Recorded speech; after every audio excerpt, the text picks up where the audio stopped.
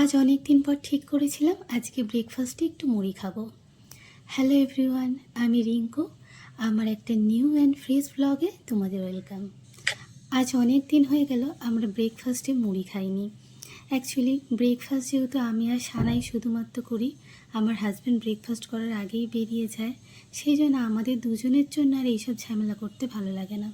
আমরা ম্যাক্সিমাম দিনই ব্রেড দিয়ে ব্রেকফাস্ট করে নিই। আর আজকে আমার হাজব্যান্ড বাড়িতে ছিল। অ্যাকচুয়ালি আজকে আমরা ব্রেকফাস্ট করার পর একটু বেরোবো, যাব আমাদের দেশের বাড়িতে। সেই জন্য ব্রেকফাস্টে একটু হেভি করে যেতে চাইলাম।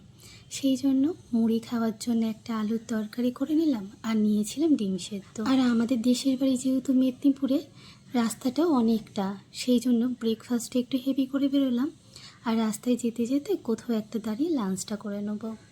একটু পরেই আমরা বেরিয়ে যাব, কিন্তু এখনও পর্যন্ত না আমার কোনো প্যাকিং হয়নি। আসলে সানা টিউশনে যাবে, সানাকে ব্রেকফাস্টটা করিয়ে দিয়ে তারপর আমি প্যাকিংটা করে নেব। আর এখন বেশ কিছুদিন ধরে হলো আমি চিয়া সিডের জলটা খাচ্ছি সকালে খালি পেটে।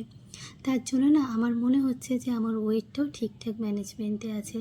আসলে আমরা যে উল্টোপাল্টা বাইরের খাই, সেই তুলনায় দেখতে গেলে ঠিকই আছে। সানা টিউশনে চলে যাচ্ছে, এবার আমি ঝটফট করে প্যাকিংটা করে নেব।